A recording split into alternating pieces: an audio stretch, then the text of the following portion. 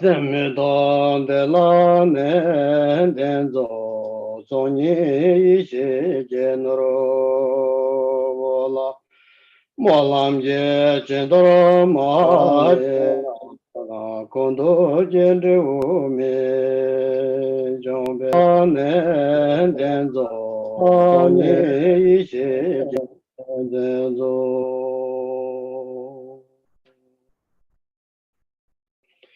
Torje janjen dele naroda marba mela joje gambomba pamodrua jawan de gomba kajula manala janzala sheje kala kembe jingoroje tuje wasan duje lengla po jave temba kune senjebe Kajurimbo Jala Janzala Tamge Tuje Shaji Rezo Chon Shenji Medo Tuje Bonjamba Sergi Lombo Tavu Njigwegu Shaji Javu Shavla Kujaza Masam Jame Shara Paroche Majimenga Namge Ngovo Nye Tozorare Iye Joyo Tusum Jave Yumla Cha Zalon Javyang Chana Doche Chere Se Sai Nyingbo Tiwa Namga Se Namga Nyingbo Chamba Kundu Sang Nyewe Se Jen Jela Chanza Lo Chumden Denje Chenga Ru Chupar Chiwe Kansa La Pushin Chungwe Cha Chebe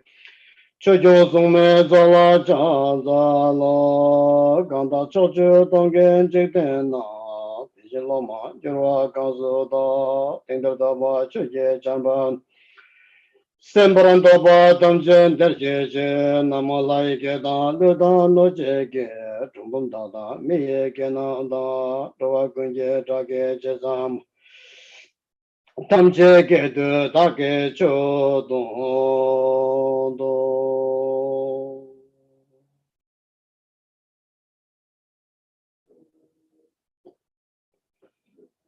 So, do you hear me?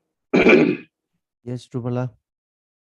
Very good. So, once again, welcome to our continue teaching the Fivefold Mahamudra, which is the very fundamental and the basic knowledge about the Buddhist and basic foundation for the practice of Fivefold Mahamudra and the 6 Yoga Naropas, which is a very special tradition from the Kajuba lineage.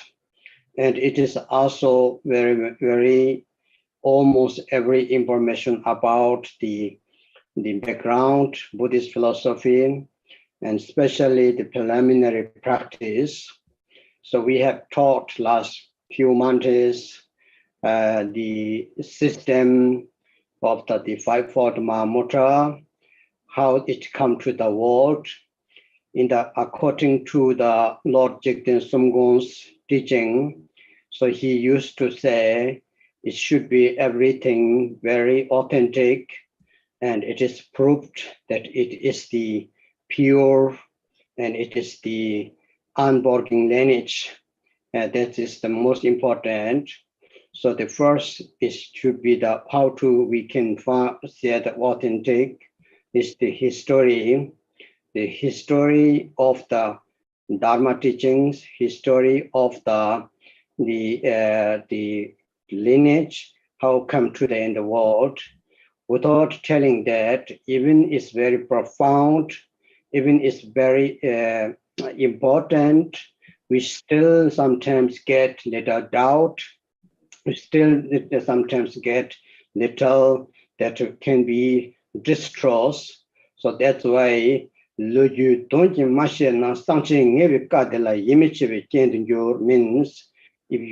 tell the background and the story and how important, without telling that, even it's the most sacred, profound teaching, it could be in certain way that we can hesitation, doubt, and it can be that we will have maybe some distrust. So that's why we have talked last time. So all of you know how important and how it's come to this teaching in this our and lineage, and now until now is the unbroken lineage, and is continually golden lineage is still living.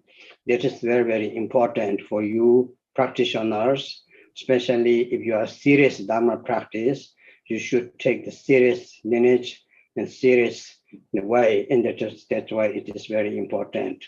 Second one is the Katsema, the authentic teaching which come from the directly Lord Buddha, which is go back to the Lord Buddha Shakyamuni, the 2,600 years when he started talk. It is relying on the Buddha's teaching, not from the one of the Terton, one of the like treasure revelers, but it's go back to the authentic directly from the Buddha teaching. So we also have that we talked how it's so important, how it's related to the Lord Buddha's teaching. So you know that these are very important learning with this practice. And then we also said the one of is the very important is the instructions from the teacher to student, Menga in Tibet call, which is the how to say the most important the teaching a teacher to a student, and it is very, very important. So this also we still have. Last time we taught our lineage until now. Our root teacher is the continuously. So it is one of the very, very important. The teaching was come here, and then the experience from the yogi through this fivefold Mahamudra practice, how the experience that our lineage masters, yogis have taught till now. And we also can see this around now, all these Kagyu masters have achieved Buddhahood through this practice. So we can see it is the one of the very precious. So last time I told, actually, once you have holding the fivefold Mahamudra in your hand, you have actually you are holding the liberation in your hand. Now, how to use it is up to you. And that's why it is very important everybody to know, and we should be very happy having this opportunity. Một lần nữa thầy gửi lời chào mừng toàn thể đại chúng đã đến với buổi chia sẻ các giáo lý về ngũ phần đại ấn. Khi mà chúng ta nhắc về ngũ phần đại ấn thì chúng ta cần phải nắm được đây là nền tảng tu học của người Phật tử nói chung, và đồng thời cũng là nền tảng của tất cả mọi pháp tu dòng Kagyu nói riêng, chẳng hạn như là Naru lục pháp vân vân. Tất cả các pháp cho dù là như thế nào đi chăng nữa cũng phải có cái nền tảng từ ngũ phần đại ấn. Thì ở trong Phật giáo của chúng ta biết rằng là chúng ta có một cái hệ thống các giáo lý rất là đầy đủ cho chúng ta được cái con đường tu học từ cơ bản cho đến rốt ráo. Và như là chúng ta đã tìm hiểu trong suốt thời gian qua, trong rất là nhiều những cái ngày thứ hai như vậy, thì dòng pháp của sư tổ Jigten Simgen truyền dẫn lại cho chúng ta nhất thiết là chúng ta phải hiểu đây là dòng pháp không gián đoạn. Thì để mà khẳng định được điều này thì chúng ta đã tìm hiểu được về lịch sử của truyền thừa. Nếu như chúng ta không nắm được những cái thông tin về lịch sử của truyền thừa thì chúng ta sẽ rất là dễ dính mắc với những cái hoài nghi, và thậm chí là chúng ta còn có thể góp phần làm gián đoạn dòng pháp. Nếu như chúng ta truyền dạy một giáo pháp nào đó mà chúng ta không nói rõ về truyền thừa thì chúng ta sẽ rất là dễ bị hoài nghi, rất là dễ bị dò dự và rất là dễ đánh mất đi cái đức tin của mình. Bởi do đó chúng ta cần phải nắm được dòng truyền từ xưa đến nay đã được truyền lại như thế nào, không gián đoạn ra sao. Thì một lần nữa có thể khẳng định được dòng pháp mà chúng ta đang thọ nhận là một truyền thừa không gián đoạn. Và nếu như mà chúng ta đặc biệt đã nhận mình là một người tu thì chúng ta phải nắm cho được cái điểm này, phải nắm cho thật là tỏ tường điểm này. Và thêm một cái điểm nữa là tất cả những giáo lý này đến từ chính Đức Phật Thích Ca Mâu Ni từ cách đây hơn 2.500 năm. Tức là đây là những giáo lý đã được truyền dạy từ thời của Đức Phật và từ chính kim khẩu của Đức Phật truyền dạy lại, chứ không phải là từ một ai đó khác, không phải là từ một vị chẳng hạn như là Khai Mật Tạng, không có như vậy. Tất cả những giáo lý này được truyền lại từ chính Đức Phật Thích Ca Mâu Ni, cho nên là đây là một cái điểm mà chúng ta cần phải xác tín. Và ngoài ra thì có một cái điểm rất là quan trọng là chỉ dẫn từ đạo sư cho đến đệ tử. Ở trong tiếng Tạng thì cái từ mà chỉ dẫn này sẽ là từ men ngắt. Thì cái từ chữ men ngắt này khi mà chúng ta hiểu qua tiếng Việt á, thì chúng ta có thể hiểu đó là những cái yếu chỉ, tức là những cái chỉ dẫn cốt tủy từ sư phụ dành cho đệ tử và được truyền lại qua rất là nhiều những thế hệ. Thì dòng truyền của chúng ta đến tận bây giờ vẫn gìn giữ và truyền thụ lại tất cả những chỉ dẫn trân quý này. Và thêm một cái điểm nữa rất là đặc biệt ở dòng pháp mà chúng ta đang thọ nhận, đó là cái kinh nghiệm chứng ngộ của những bậc chân tu. Thì điều này là chúng ta có thể, nếu mà chúng ta nhìn vào trong lịch sử của tất cả các bậc thượng sư đã tu trì về, đặc biệt là về ngũ phần đại ấn, chúng ta sẽ thấy rằng là bất kỳ một vị đạo sư nào mà đã tu trì một cách nghiêm mật về ngũ phần đại ấn thì tất cả đều chứng đạo. Và đây là điều mà chúng ta có thể gọi là xác tín về cái tính chân thực của tất cả những giáo lý chúng ta đang học. Và chúng ta có thể tự tin rằng là khi mà mình đã nắm được ngũ phần đại ấn ở trong tay của mình thì giống như là chúng ta đã nắm ở Phật quả ở trong lòng bàn tay của mình rồi. Phật quả đó trong lòng bàn tay mình rồi thì việc mà chúng ta thành Phật hay không, nó nằm hoàn toàn ở phía của chúng ta. So now, according to our text, last time we already have taught there is two main point and the two main categories. The first one is the outer place where we can do such practice, and where we found that the location. The second thing is the how should we sit, what kind of concerning within our body, what kind of visualizations that we need from the sutra system with the 7-point Buddha Vairocana's posture, and the Vajrayana that we talked about, the Bodhi Mandala, chakras, channels, wind, everything. Last time we have talked very detailed. Hopefully you have learned something about that, because it will not often teach openly and not easy to teach for the people, for the student. So it is actually very, very necessary if you want to become in this lifetime some sort of the cities, some sort of attainment, that if you really wish to have some feelings and some experience that extraordinary, that not just what everybody feels, that you want to feel something, you want to achieve something. For that, of course, the preparation of the physical posture, which the body gestures, which we talked, and also the meaning of chakra, channel, all these things are very, very important according to the Vajrayana practice and also Sutrayana. And it is, of course, very important knowing that you can also get lots of benefit, immense benefit within our element and our emotions, aggregates, the skandhas, to become balanced, to become equal. Through that, you will have very smoothly with the practice to do, and also you can have the good health, physically healthy, mentally stable. But when this two is not there, then it's very difficult to practice higher tantra, and also very difficult to practice the sacred yana. So we should have the healthy body and stable mind in order to do that practice. So that we taught last time. And now the second thing is the inner mind. How should we motivate, and what kind of that motivation, what kind of the cultivations we need. So here, last time we said the first thing is the 4 preliminary thoughts, which is the commonly mentioned. That means that all the yanas or all tradition, no matter it's Theravada, no matter it's Sutrayana, Tantrayana, or even it's the Bodhisattva yana, Charvaka yana, Patika Buddha yana, every Buddhist, which is the following the Buddha Shakyamuni, who accept the 4 cells, it's called 4 cells. The 4 cells means who accepting that all everything composed, everything created, everything formation is the impermanent, the Chetam Metapa, everything which is what we composed, which is everything that we created, everything which is formation is the impermanent.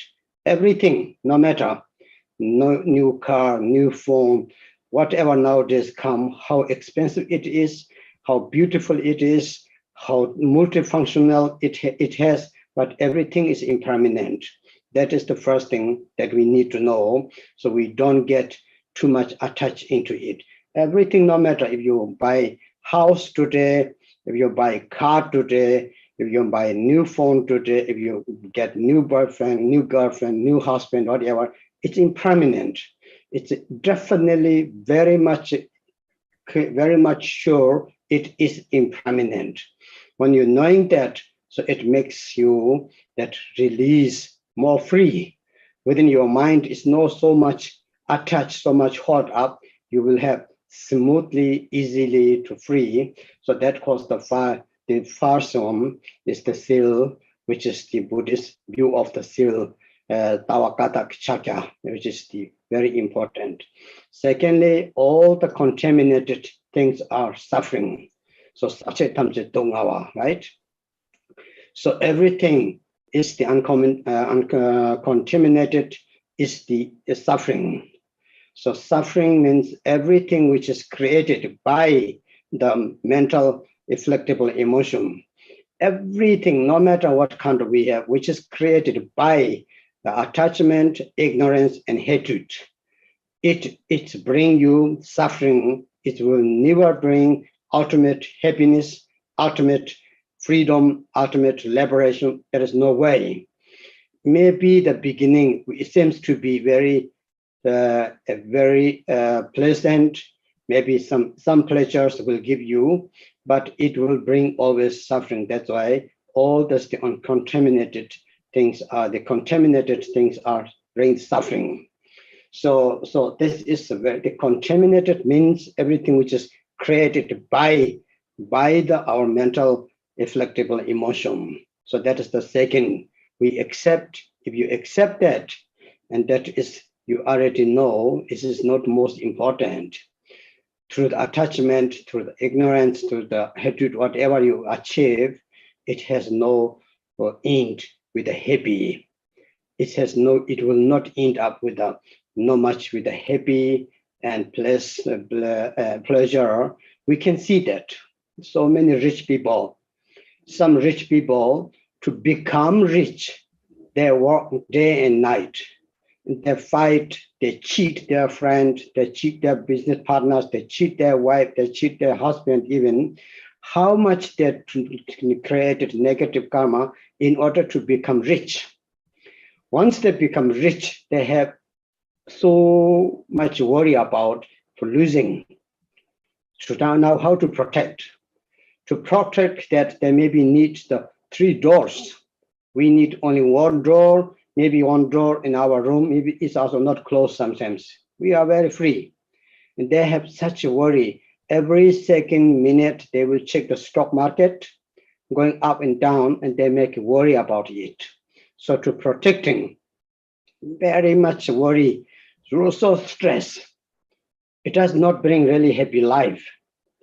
May you can see short periods, they will go to nice place, having some good holiday, having maybe new beautiful car, but they are not really happy inside, because all these things created, collected by the mental reflectable emotion, end up with the suffering. You can see nowadays in America, everywhere, those rich people, every new what we hear, they will end up in prison. They will end up, even they will make suicide. So that's why I call all the contaminated things are suffering, no matter what, everything, right? So we need to know that. This is very, very important. So when we knowing that, that is called like a common view of the Buddhist, So I understand that. So if ultimately, inherently, every a phenomena, every sentient being ultimately, and there is no existence, there's no I, there's no my. It's self. It is how to call, so selflessness. So it does not really exist in what we think. It does not exist in ultimately. If you're knowing that, and that is the view of the Buddhism commonly we need to understand. There is no such existence like I and my. It's just to call. Once you're having that in your head, you become really free from this clinging, this so attached, all this, especially we use the word ego, right? We see he has a lot of ego, she has a lot of ego. We don't know what is egoist. Do really ego existing or not? And so that's why we need to know, it's very, very important to first thing is the view of the Buddhist, the four cells. The first, the third one is the ultimately, inherently does not exist in what we really now think, and especially I and my, we call selves. So that's why it's selflessness and egolessness. If we knowing that, you can still call I in my and my things, and this is belong to me. You can call, it's no problem, but you will have different thoughts. Your mind is more open. Your mind is more open, and you are much more relaxed. So we cannot relax now because it's too much hot up.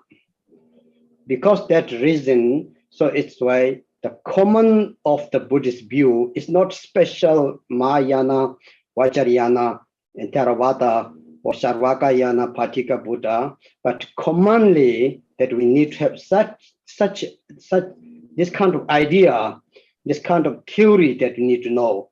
This is the very, very important. The fourth one is the peaceful is the only nirvana when we achieve. Liberation is the peaceful. It's called peaceful means here, it does not mean there is no war, there is no natural disaster, not like this. It means that you are overcome from the mental afflictable emotion. That is the only peace what we can use. Nowadays we call world peace. The world will be not peace until that we are not over from the mental afflictable emotion. Someone make problem. Someone make everything problem. Even each country, there is the troll makers always there. Because of this mental afflictable emotions, the mental defilement is the cause of that we bring that bring all the troubles in our world.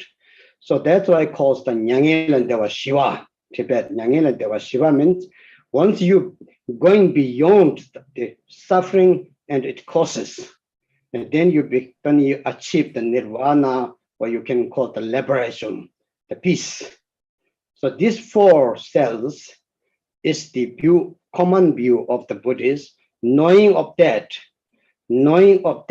now how we can practice. So how we can practice for that is to achieve such peaceful, to achieve such freedom, to achieve such enlightened way, and then comes to the common preliminary practice according to our Dharmakaya text, and also the Nyingmapa Longchen Nyingde, the words of my prophet teacher, and also from the Gambopa book, the Jewel Ornament of Liberation.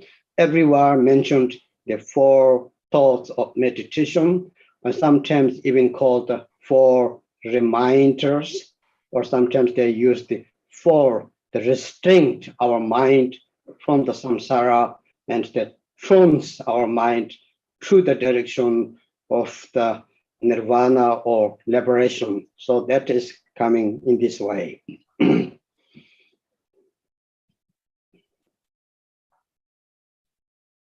Lần trước thì chúng ta đã tìm hiểu về hai phần. Phần thứ nhất đó chính là cái nơi chốn mà chúng ta có thể tu tập, tức là cái nơi mà mình tu tập được thì cái nơi chốn đó nó phải như thế nào, nó cần có những điều kiện gì. Và phần thứ hai đó là cái tư thế chúng ta cần phải ngồi như thế nào, và cái cách chúng ta quán tưởng ra sao. Thì ở trong nếu mà theo giáo lý của Hiển giáo thì chúng ta sẽ được chỉ dạy là chúng ta cần phải ngồi ở tư thế 7 điểm của Tỳ Lô Giá Na. Và nếu như mà theo những cái giáo lý của Mật giáo thì chúng ta được học về cái hệ thống kinh mạch của chúng ta như thế nào, chúng ta có bao nhiêu mạch chính, rồi chúng ta có những luân xa chính là những luân xa nào, các dòng khí chính là những dòng khí nào. Thì đây là những giáo lý có thể gọi là rất là trân quý, bởi vì không phải lúc nào chúng ta cũng có thể dễ dàng nghe được những giáo lý như vậy. Đây là những giáo lý rất là cần thiết để chúng ta có thể ứng dụng và gọi là áp dụng được trên cái con đường tu của mình, để mà chúng ta có thể chứng đạo được. Và do đó chúng ta cần phải gọi là thực sự cảm nhận được cái tính trọng yếu của giáo lý này. Tất cả những giáo lý này nó không chỉ nên tồn tại ở dạng là kiến thức hay là chỉ là một dạng thông tin mà nghe thoáng qua, mà chúng ta phải thực sự cảm nhận được, cần phải hiểu được cái tính trọng yếu của những giáo lý này, và chúng ta cần phải tiếp thu được những giáo lý này. Thì cho dù là chúng ta theo những cái giáo lý của Hiển giáo hay là Mật giáo thì cái tư thế ngồi vẫn luôn luôn là quan trọng đối với mình. Là tại vì sao? Bởi vì tất cả những cái điểm mà chúng ta thấy ở nơi mình, chúng ta gọi là các uẩn ở nơi mình, nếu như mà chúng ta ngồi đúng thì chúng ta sẽ đạt được cái sự cân bằng, và từ đó chúng ta có thể gọi là đạt được cái thân mang lạc để chúng ta có thể tu tập được. Còn nếu như mà chúng ta không hoàn thiện được ở điểm này, tức là tư thế ngồi đã sai, là ngay từ đầu mà đã sai rồi, thì cái việc mà chúng ta tiến vào trong những tầng mật điển mà gọi là cao cấp hơn, nó sẽ đem lại nhiều chướng ngại hơn và nó sẽ trở nên khó tiếp thu hơn đối với chúng ta. Và thêm nữa thì chúng ta cũng đã được chỉ dạy là chúng ta cần phải có một cái tâm thái như thế nào. Nếu như mà cái thân của chúng ta đã ngồi đúng ở tư thế 7 điểm rồi, chúng ta đã quán được các cái hệ mạch trong mạch trung ương, mạch bên phải, bên trái, vân vân, thì tất cả mọi thứ đó rồi thì cái tâm của chúng ta nó cần phải như thế nào? Thì trước hết nó phải là 4 niệm chuyển tâm trước. Thì 4 niệm chuyển tâm là những cái trọng điểm đối với tất cả mọi thừa Phật giáo, cho dù chúng ta nói đó là Phật giáo nguyên thủy, Phật giáo phát triển hay là Phật giáo kim cương thừa, thì luôn luôn phải là 4 niệm chuyển tâm. Và nói chung đã là Phật tử thì chúng ta cần phải chú trọng vào 4 niệm chuyển tâm này. Như chúng ta đã biết thì Đức Phật chỉ ra cho chúng ta về chân lý. Thì cái điểm đầu tiên khi Đức Phật chỉ, Đức Phật nói rằng là tất cả các pháp hữu vi là vô thường. Nghĩa là cho dù chúng ta có bất cứ một thứ gì đó mới mẻ, chúng ta có một chiếc điện thoại mới, chúng ta có một ngôi nhà mới, chúng ta có một cái xe hơi mới, và nó rất là nhanh nhạy, nó chạy rất là nhanh, nhưng mà sau cùng rồi tất cả những thứ đó nó không thể cứ vậy mà mới mẻ hay là cứ vậy mà nhanh nhạy mãi được. Tất cả mọi sự là vô thường, và đây chính là một cái quy luật mà một khi mà chúng ta đã nắm được cái quy luật này rồi, chúng ta đã hiểu rõ về quy luật này rồi, thì cái tâm thái của chúng ta nó sẽ rất là nhẹ nhàng. Bởi vì chúng ta đã biết tất cả mọi sự là vô thường thì chúng ta sẽ không phát sinh ra những cái dính mắc quá nhiều nữa. Và thứ hai là Đức Phật chỉ ra cho chúng ta tất cả các pháp nhơ uế là khổ đau. Nghĩa là tất cả mọi thứ mà chúng ta gọi là phiền não sân si để mà giành giật lấy, thì rồi nó sẽ chẳng đem lại bất cứ một cái lợi lạc nào cho chúng ta. Tất cả những điều đó nó chỉ đem lại khổ đau, duy nhất khổ đau cho chúng ta mà thôi. Lúc ban đầu tất cả những thứ mà chúng ta đang cố gắng để chúng ta giành giật á, thì chúng có thể trông rất là tốt đẹp, trông rất là hay, trông rất là hạnh phúc, nhưng mà rồi sau cùng khi chúng ta đã đạt được điều đó bằng tất cả một cái thủ đoạn của mình, bằng tất cả một cái sân si của mình, bằng tất cả một cái phiền não của mình, thì cái cuối cùng chúng ta nhận được chỉ là khổ đau mà thôi. Và do đó ở đây cái điểm mà gọi là các pháp nhơ uế, nhơ uế ở đây có nghĩa là dính mắc với phiền não và vọng tưởng, dính mắc với lại tham sân si. Tất cả mọi thứ mà dính dáng đến phiền não và vọng tưởng rồi thì chỉ có chiêu cảm khổ đau mà thôi. Điều này chúng ta có thể thấy rất là rõ trong cái thế giới ngày nay đối với chúng ta, và đặc biệt là đối với là những người giàu. Chúng ta nhìn người giàu chúng ta cảm thấy là họ rất là sung sướng, nhưng thực sự là người giàu họ không có được tĩnh tâm, họ không có phải là hạnh phúc như là họ đang thể hiện điều đó đâu.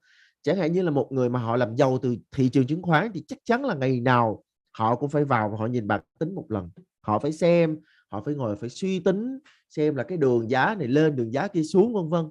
Rồi ở nơi đó chúng ta thấy là không hề có bất cứ một cái sự thư thái và nhẹ nhàng nào, nó chỉ có cái sự căng thẳng và khó chịu. Khi chúng ta nhìn rộng ra trên thế giới, chúng ta thấy là những cái người mà càng giàu á, thì thông thường nha, không phải là tất cả nhưng mà thông thường thì những người mà càng giàu, những cái nước mà càng giàu thì tham sân si càng nhiều, và người ta sẵn sàng làm tất cả mọi thứ để người ta có thể đạt được cái điều mình muốn, làm mọi thứ để có thể giàu có bất chấp thủ đoạn, để rồi sau cùng khi mà họ có được cái sự giàu có của mình rồi, nhưng họ sẽ phải trả giá cho những cái thủ đoạn của mình, họ sẽ phải trả giá cho những cái mưu ma trước quỷ của mình, và cuối cùng là họ vào tù. Rồi chúng ta thấy là khổ đau luôn luôn thường trực ở trên thế giới này. Và từ đó chúng ta cần nhận thức tới điểm thứ ba, đó chính là nhất thiết chư pháp là vô ngã. Cái chữ vô ngã này chúng ta nghe rất là nhiều rồi. Chữ vô ngã nếu mà hiểu ra tiếng Việt một cách thuần túy có nghĩa là không có một cái tôi nào cả. Nghĩa là tất cả mọi sự vật hiện tượng không có tồn tại như là cách mà chúng ta đang nhận biết. Bản chất của tất cả mọi sự là không, cho nên là chẳng có cái gì gọi là tôi hay là của tôi cả. Một khi mà chúng ta đã hiểu rõ được điểm này rồi thì tất cả mọi dính mắc của chúng ta nó sẽ dần dần được cởi bỏ. Chúng ta thử nghĩ lại xem là cái tôi này, cái tôi của tôi, cái tôi của anh, cái tôi của chị, nó có thực sự tồn tại như chúng ta đang nghĩ đến hay không? Nếu như chúng ta đào sâu, chúng ta nhìn kỹ, chúng ta sẽ thấy là không thực sự có một cái tôi nào cả. Mà nếu mà đã không thực sự có một cái tôi nào cả thì làm gì có cái gì thật sự là của tôi. Lúc đó chúng ta sẽ chẳng còn dính mắc nào với cái tôi của mình. Cái tôi là cái khó vượt qua nhất. Cho nên chúng ta cần phải nắm được điểm này. Kể cả cho mình nói đó là cái gì đó của mình, nhưng nếu mà mình đã thực sự thấu được lý vô ngã này rồi, thấu được cái chỗ vô ngã này rồi, thì cho dù mình có thể nói là cái này của tôi, nhưng tâm của chúng ta không hề có sự dính mắc. Và như vậy tâm của chúng ta được định tĩnh, tâm của chúng ta được tỉnh giác. Thì cho dù là thừa Phật giáo nào đi chăng nữa thì điểm này là một cái chúng ta gọi là trọng điểm của người tu. Có nghĩa là phải ý thức được, phải nhận thức được nhất thiết chư pháp là vô ngã. Và sau cùng, một khi mà đã ý thức được nhất thiết chư pháp là vô ngã, tất cả các pháp như uế là là đem lại khổ đau rồi, thì chúng ta sẽ đến đến điểm thứ tư, đó là chỉ có niết bàn là cứu cánh. Nghĩa là chỉ có niết bàn, nơi an lạc tịch tỉnh mới là chỗ mà chúng ta cần phải nương về, mới là cái chỗ mà chúng ta cần phải quay về. Ngày nay thì chúng ta ai cũng muốn an lạc cả, nhưng mà cái an lạc của chúng ta trong cái cuộc đời này nó có rồi nó mất. Nó không phải là một cái an lạc thường trụ. Chỉ có hoàn toàn thoát khỏi cái vòng kiềm tỏa của khổ đau, chỉ có đến được với niết bàn tịch tỉnh thì nơi đó chúng ta mới tìm được cái an lạc thực sự cho chính bản thân mình. Thì cho nên đó chính là cái đích đến cuối cùng của chúng ta. Chúng ta cần phải nhận thức rõ điểm này. Bởi vì một khi mà đã ý thức rõ điểm này rồi thì chúng ta mới tự hỏi bản thân là niết bàn ở đâu, làm sao đến được niết bàn. Từ đó chúng ta mới đào sâu để chúng ta hiểu được là làm thế nào chúng ta đến được với niết bàn, để chúng ta có được cái an lạc tịch tỉnh đó. Và khi mà chúng ta đào sâu nghiên cứu, chúng ta sẽ bắt đầu tìm hiểu về những cái pháp sơ khởi, là cái nơi mà chúng ta sẽ thấy rõ được 4 niệm chuyển tâm này như thế nào. Chúng ta thấy được rõ 4 niệm chuyển tâm này là những niệm lành sẽ đưa tâm của chúng ta, một khi chúng ta đã nhận thức rõ rồi thì tâm của chúng ta sẽ có thể hiểu là một cái tâm thoát tục, một cái tâm hướng về niết bàn, một cái tâm hướng về giải thoát. So that's very, very good. So now you know these four cells is the common view of the Buddhist from the philosophical way, that you can say I am Buddhist or not from the viewpoint of the Buddhist. So here can differentiate. So if you accept that then you are the Buddhist practitioner, not only just Tibetan Buddhist, Mahayana practitioner, Vajrayana practitioner, just that you are following after footstep of the Lord Shakyamuni. So you need to have this kind of thoughts, these four cells. It's no matter if you are Chinese Buddhist, Thai Buddhist, or other, or Tibetan Buddhist, we all have to, not have to, but we all having understanding that, accepting that this is the four. These four you should not forget in your mind in order to study Buddha Dharma. So first one, we said all confounded things are impermanent. Everything what is the confounded, so the composed or the compounded, everything is the suffering, is the impermanent, because it is with the five element. Is compounded with the five element. It is created to be somebody else. So this you need to notice. Write down the first cell of the view of the Buddhist is called mudra. Tibet is mudra, means here not Mahamudra, not hand mudra, is seals. Seals in Sanskrit language they call it mudra. In Tibet the language they call mudra, right? So it's sealed, the Buddhist view that you are Buddhist now. It has sealed by the teaching of the Buddha. So all those compounded things are impermanent, no matter what. Second thing, as I said, all the contaminated. Contaminated means which is created by the three mind poisons: ignorance, hatred, and attachment. No matter how good it is, no matter how expensive it is, no matter what kind of you have it, how much you have it, everything is suffering, means it will bring suffering. Because Shantideva said, the first it will bring suffering, because to accumulate, to make it, to become rich, or to become to having that, you have to work immense, isn't it? It's so hard to get it. Even we try best, still that is not. Once you reach that, once you get that, once you gain that, and it's again very difficult to protect. Every day we have to look, every day you have to count. Every day you have to take care of your garden. Every day you have to take care of your house, repair. It's very difficult to protect. Finally, worry, suffering is losing. And of course, everybody knows one day we have to leave it. Nobody wants to leave and go away. And then we feel so attached and we feel so frustration. And so that's why it's caused all the contaminated things are suffering. Second, understand? The second cells, the second mudra. On the third one, as I said here, is all the phenomena are externally, internally, there is no such existence inherently like I and my, or what we call is the ego. There is nothing existing. So that is very important. Because by the nature is emptiness. By the nature is emptiness. By the nature of your house is emptiness. By the nature of your car is emptiness. By the nature of yourself is emptiness. So if you're knowing that, accept that there is no such a solitary existence, I and my ego, sort of that. If you really believe this way, so it's called silt, bite, Buddha's teaching. So it's common view. This is the third one, right? Remember, the fourth one is the nirvana, is the peace. To achieve the nirvana, to become the liberation, is the peace.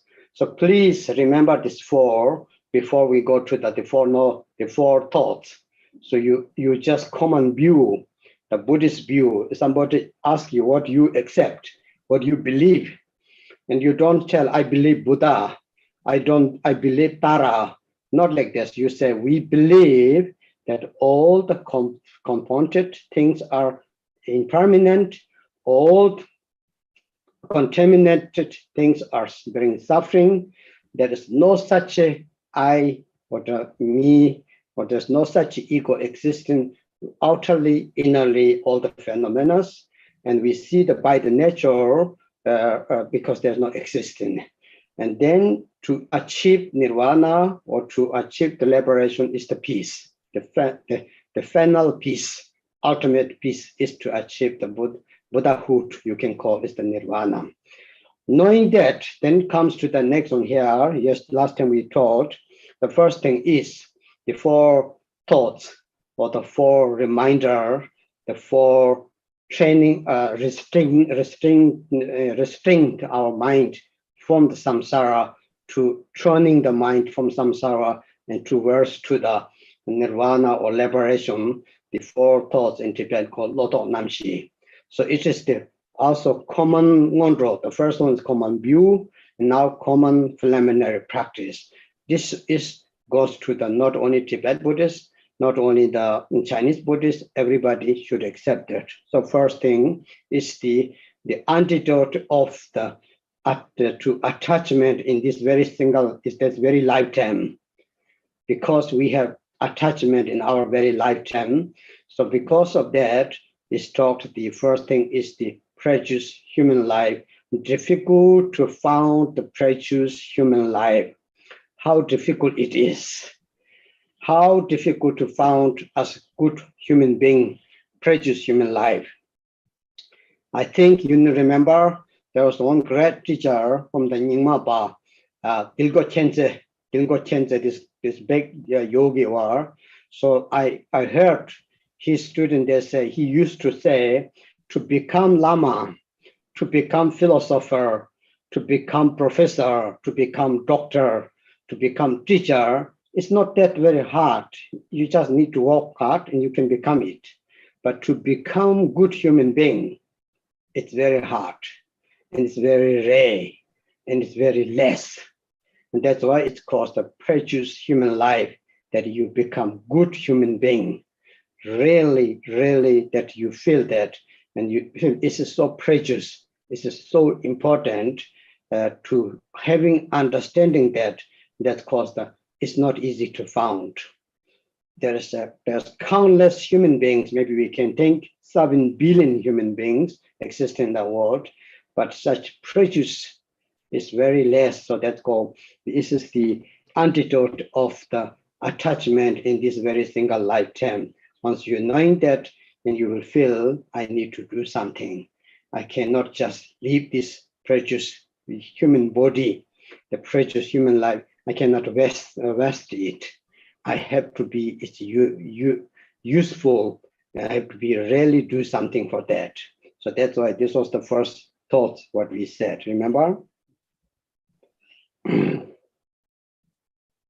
Thì 4 điểm mà chúng ta vừa nói đó chính là trọng điểm của Phật giáo. Và cho dù là chúng ta có nói mình là Phật tử hay không á, thì chúng ta phải xem là mình có thật sự là Phật tử hay không. Và để mà định đoạt xem là chúng ta có thật sự là một Phật tử hay không, nó không nằm ở cái chuyện là chúng ta quy tam bảo hay là chúng ta có cái điệp quy y như thế nào, mà phải xem là chúng ta có hiểu được 4 cái trọng điểm mà chúng ta vừa nhắc đến ở trên hay không.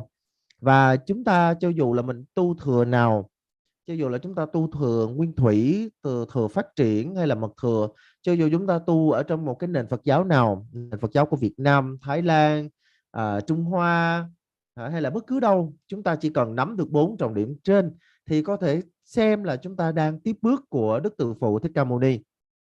Và ở đây thầy nhắc lại cho chúng ta để chúng ta nắm rõ. Phật giáo Việt Nam thì sẽ gọi 4 cái trọng điểm này là tứ pháp ấn. Thì tại sao là gọi là ấn? Chữ ấn ở trong tiếng Phạn cổ là từ mudra, nhưng mà cái từ mà pháp ấn đây chúng ta phải hiểu không phải là cái tay chúng ta kết ấn, mà nó giống như là cái ấn ở đây là điểm chắc chắn không sai lệch. Nó giống như là khi mà chúng ta đóng hồ sơ, chúng ta đóng dấu, chúng ta đóng mộc, là nó là một cái hình thức chúng ta khẳng định đây là điểm mà chúng ta đã thấu đạt rồi. Thì nhắc lại ở đây là điểm đầu tiên là các pháp hữu vi là vô thường. Thì chúng ta phải hiểu rõ được các pháp hữu vi có nghĩa là các pháp mà do duyên hợp. Chúng ta nhìn thấy tất cả các pháp mà do duyên hợp, do 5 đại cấu thành, thì khi mà chúng đủ duyên chúng sẽ hợp lại, và chúng hết duyên thì chúng sẽ tan rã. Và kế đó là các pháp nhơ uế là khổ đau. Một khi mà các pháp nhơ uế ở đây nghĩa là chúng ta dính mắc, các pháp mà dính mắc với lại những cái xúc tình phiền não, vọng tưởng của mình, thì cho dù chúng ta có cố gắng, chúng ta giành giật lấy, chúng ta thủ đoạn ra sao, thì sau cùng chúng chỉ đem đến khổ đau. Giống như là tôn giả Tịch Thiền đã nói là chúng ta sẽ bị ràng buộc bởi những pháp nhơ uế. Thì chúng ta thấy rằng là khi mà chúng ta đã gọi là tìm mọi cách để chúng ta có được rồi, nhưng mà chúng ta cũng đâu có được yên ổn. Chúng ta cũng phải lo lắng là không biết là khi nào nó sẽ mất, không biết là nó sẽ ở bên cạnh mình bao lâu. Như vậy thì riêng cái chuyện lo lắng đó thôi, nó cũng chứng minh rằng là chúng ta không thể nào hạnh phúc được. Bởi vì sau cùng mọi thứ chúng ta biết rằng là nó sẽ không thể nào ở mãi với mình. Và thứ ba đó chính là nhất thiết chư pháp là vô ngã. Nhất thiết chư pháp là vô ngã bởi vì tự tánh hay là bản chất của chúng vốn không tịch. Cho dù chúng ta nhìn bất cứ một pháp nào đi chăng nữa, chúng ta thấy là cho dù là cái nhà này của mình, chúng ta gọi là cái nhà này của mình, cái xe này của mình, cho đến cái bản thân này của mình, tất cả đều chẳng thực có một cái tôi cố định nào cả. Khi mà nhìn sâu vào trong cái nhà, chúng ta sẽ thấy là vô ngã. Khi nhìn sâu vào cái xe, chúng ta sẽ thấy là vô ngã. Cho đến bản thân mình phân tách hết tất cả mọi thứ ra, chúng ta sẽ thấy không có một cái tôi cố định nào hết.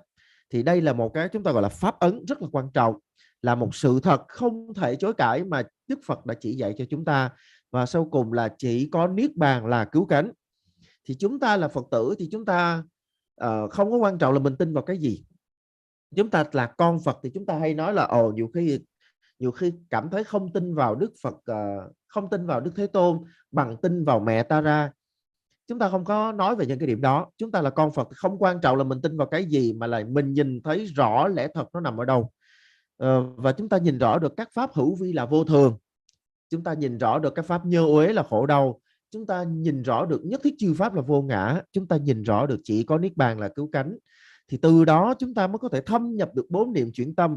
Bởi vì chúng ta biết rằng là chúng ta khi ý thức được là niết bàn là cứu cánh thì mình phải hiểu là niết bàn ở đâu, làm sao chúng ta tìm đến được, thì chúng ta mới có thể thâm nhập được vào 4 niệm chuyển tâm. Thì niệm chuyển tâm đầu tiên là để đối trị với những cái tham chấp trong cái cuộc đời này của chúng ta, thì đó chính là thân người quý báu.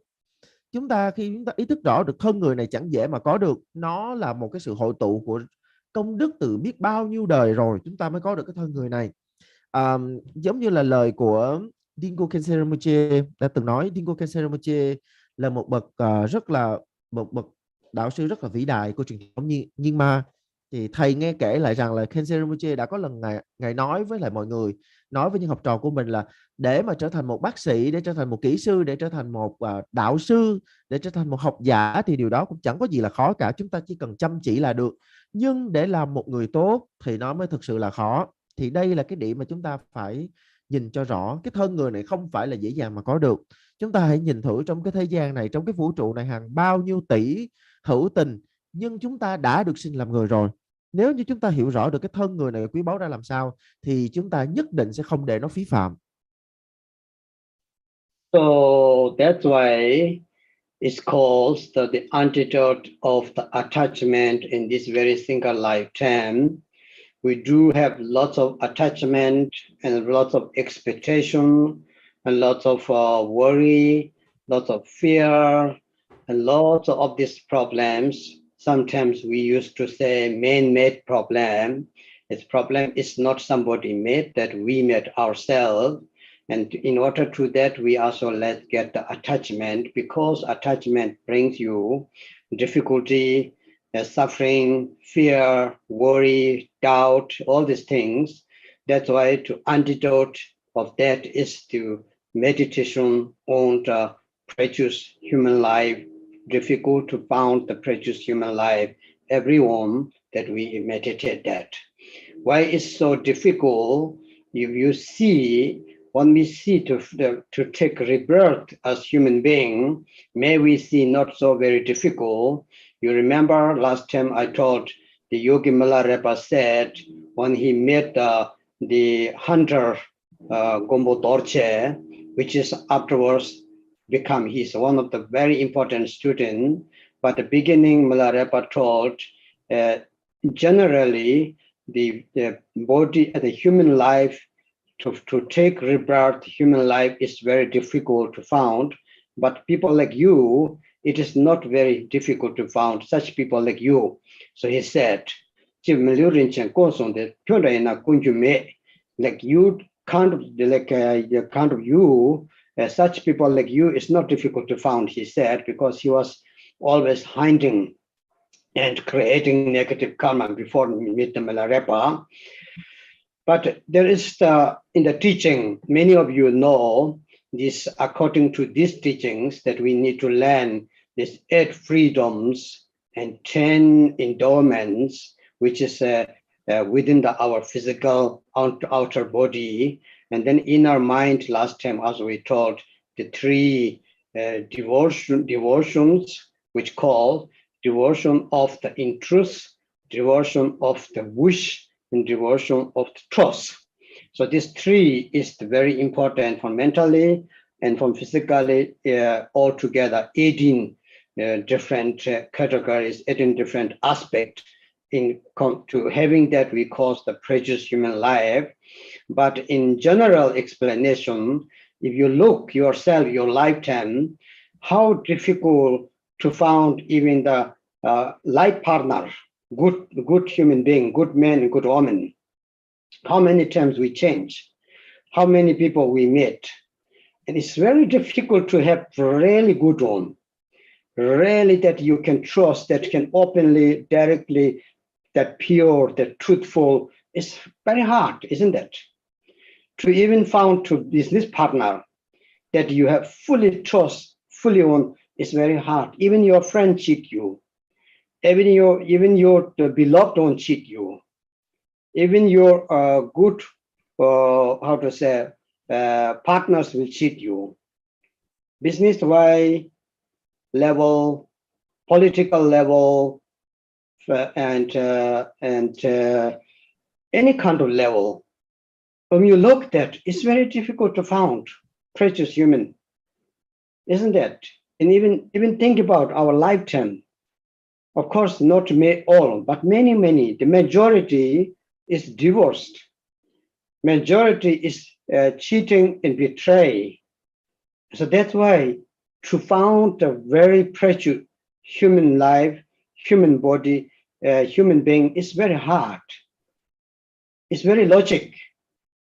So in order to the Dharma practice, you have to be transparent, you have to be truthful, you need to have that three devotions, as I taught. The first is the inspiration or interest. Second thing is that you want to do it. You really wish to do that. You decided and your commitment to do that practice. And then the fourth one is that you really trust it, that you encourage yourself, you really trust it. Regardless this problem, you see, there's not many people like that. Even we not count this 8 freedoms and 10 endowments, all these kind of things, maybe it's special particular explanation of the Buddhists in Tibet Buddhists. But generally, if you think about it, it's very hard. It's really hard to found. I have many people told, I'm waiting for the right man, the right woman. How long you can wait? Understand? So even this, our samsara life, it's very difficult to find the real truth, honest one. And Dharma should be like this. So that's why it is very difficult to find. In order to Dharma practice here, that what is mentioned, these 8 freedoms and 10 endowments, of course, we need to have that within our mind. We need to study that. Do we have or that not, right? Now, just generally, very difficult to find. And also now you see good practitioners, good lama, good teacher. It's very rare, very difficult. There's 100,000 teachers maybe, but good one, really that you can trust, that really you can really, having the faith or devotion. It's hard. So that's why it's called difficult to find precious human. Precious is Rinpoche, Tibet word Rinpoche. The Rinpoche word, it means who can fulfill you, your wish to fulfill. So where the people, if you look normally business level, they're fighting, and they're cheating because they're not fulfilled. And also the life partnership, relationships, husband, wife, parents, even the children nowadays, it doesn't fulfill, and then they will leave it. So it's very difficult to say that prejudice is the here, which means the Rinpoche, Milu Rinpoche, as told last time, Milu Rinpoche, prejudice human Rinpoche, that means human life Rinpoche. It is very hard. So that's why it is hard. So we will say it's difficult to find. Once you knowing that, then you will feel it is, I am one of them. You feel so happy. You will very much thankful, you will very much appreciate your previous karma, your predecessor, your former life, who did all this job. Understand that? So that's why it's so important to really go deeply into it. What means that Buddha, he just not making nonsense. it makes sense. It has meaning. So once you knowing that, it will be that you will not wasting your time. You will not make this life useless, because it's so hard to find. It's just so expensive one. It's very how to say valuable. So it is very important, and that's why it's called precious human life. Please, everybody, if you feel like this, you are very having good fortune. But now that will make so if once you're having that, you should not get attached on it, stuck on it, clicking on it, but you should think about why the next meditation is called the impermanent. Impermanent is the antidote of the laziness, indolence, and it's antidote of the postponing. If you're a good practitioner, you should not postpone. I do tomorrow, I do next month, I do next term. Next term come or not, we don't know. Often said, tomorrow come first or the next life come first, we don't know. So, 상당 지된 치마니 온도 강호 똘매비 상게 체라 만베바 치미 동란 베버자. The master says that the term of the death or the term of tomorrow, which comes first, we don't know. So we should prepare both. We should prepare for tomorrow. Of course, you need to buy some bread, some milk, and some food, I don't know.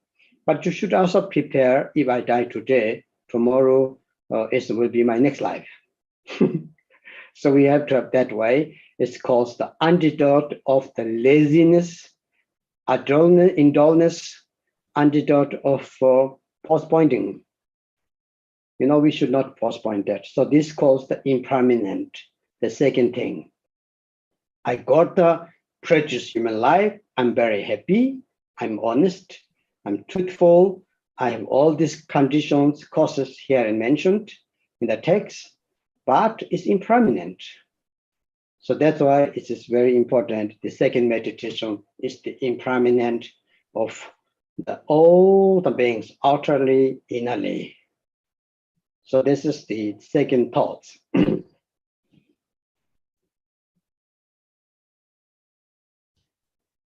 Thực sự thì chúng ta dính mắc rất là nặng với cuộc đời này. Chúng ta nhìn vào trong cuộc đời này, chúng ta sẽ thấy là chúng ta có bao nhiêu sự tham chấp, sân giận, si mê, và hầu hết là khi mà chúng ta nhìn vào trong cái đống gọi là cái đống bùi nhùi đó, chúng ta sẽ thấy là do mình tự tạo ra. Tất cả mọi thứ nó đều đến từ cái sự tham chấp của chúng ta, và từ cái sự tham chấp đó nó sẽ phát sinh ra những cái trạng thái tiêu cực khác, chẳng hạn như là lo lắng, tức giận, si mê, vân vân. Cho nên là chúng ta phải ý thức rõ được thân người này quý báu ra sao, để thấy rằng là trong cái cuộc đời này mình còn có nhiều thứ đáng phải trân trọng, đáng phải trân quý hơn.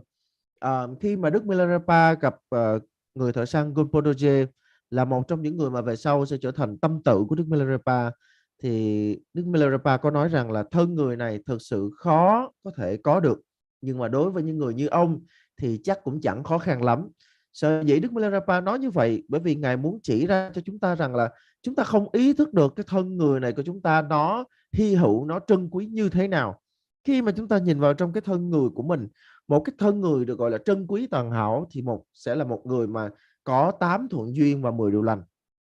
Và sau đó chúng ta sẽ tìm hiểu về chúng ta tìm hiểu về đức tin, về lòng kính mộ và về quyết tâm để chúng ta có thể tu tập, để chúng ta thấy được là chúng ta cần phải ý thức được thân người này quý báu ra sao.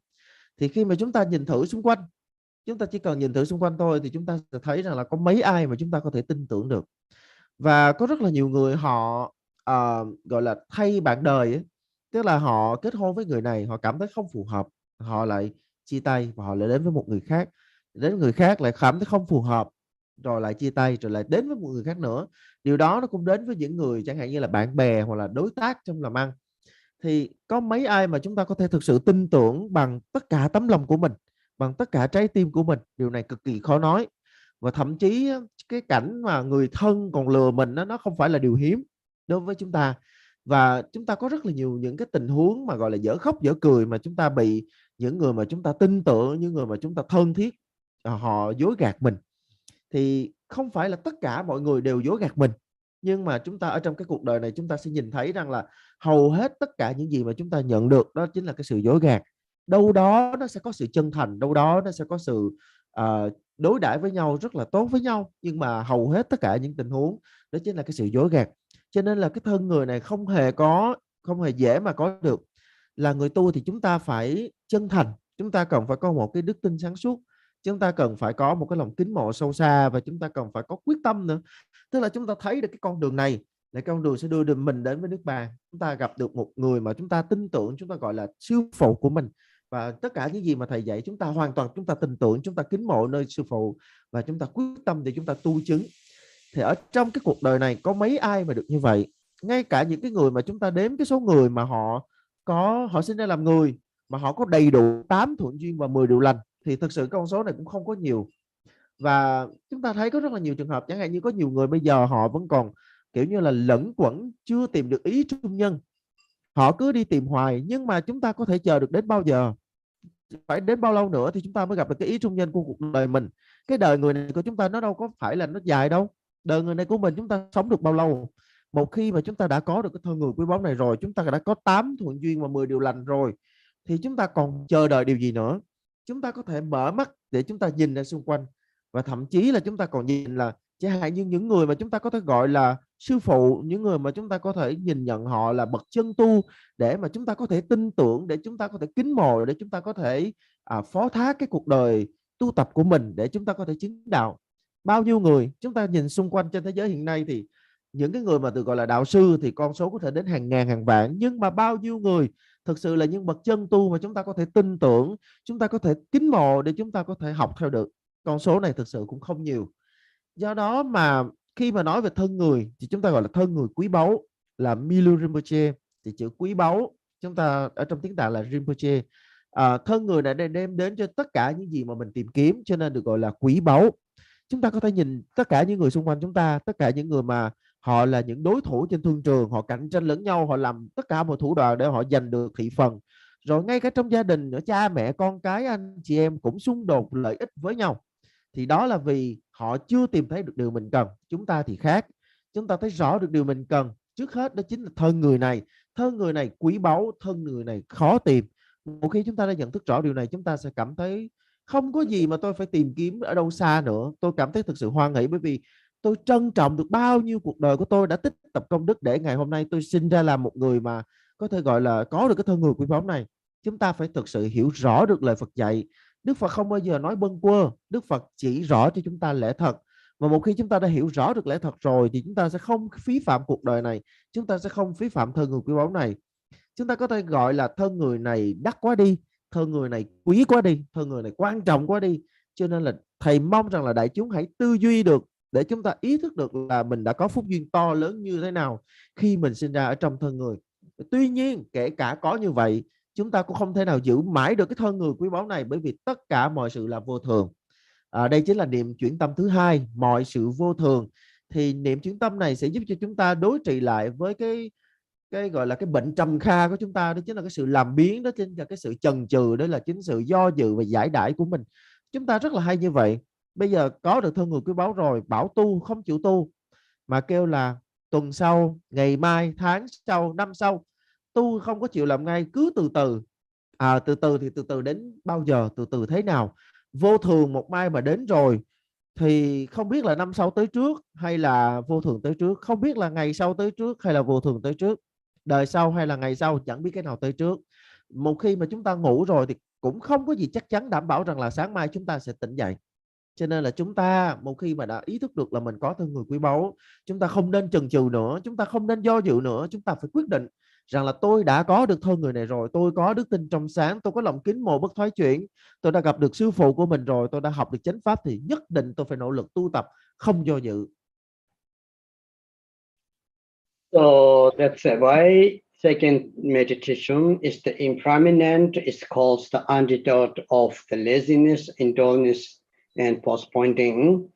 There is the lazy means here Of course, the normal lazy, we know that we don't do many things.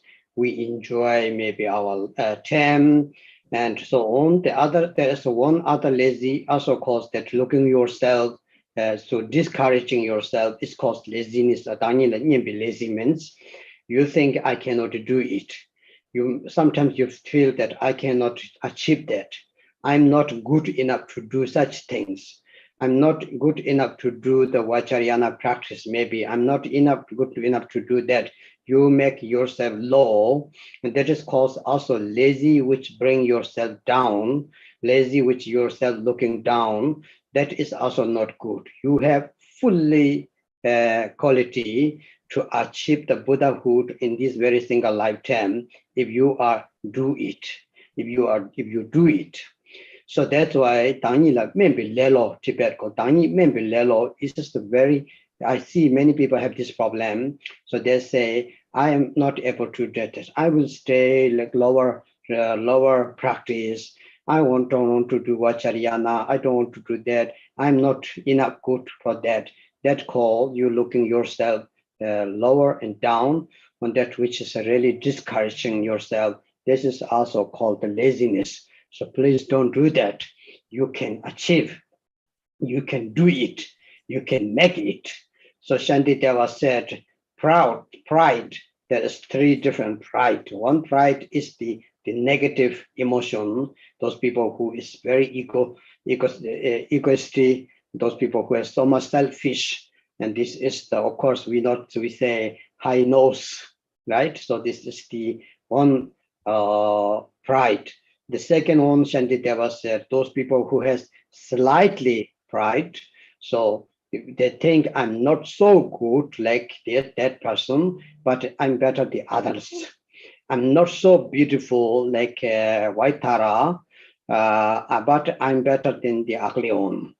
Maybe you think that I'm not so rich like Zabala, but better than the beggar one. So there's this kind of like proud. It's called slightly proud.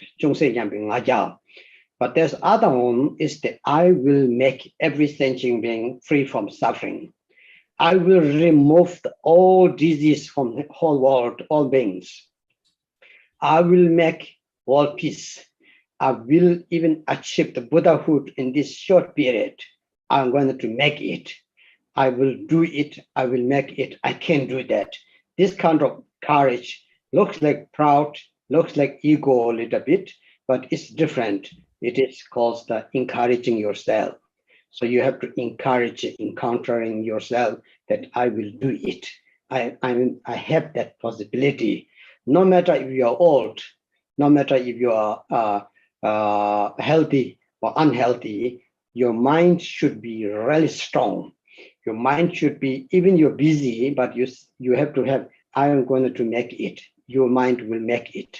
You become very, very, very possible to become free from the all these obstacles, suffering, that you can achieve your goal. So you have to have the determination.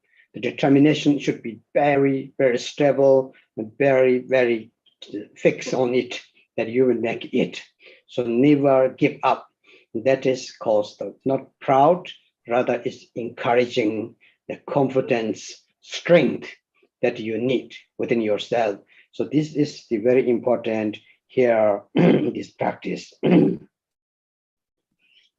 Và khi mà chúng ta ý thức được về sự vô thường, khi mà chúng ta ý thức được mọi sự vô thường, thì chúng ta sẽ thấy là nó là một cái phương thuốc đối trị với cái sự biến trễ và do dự của mình.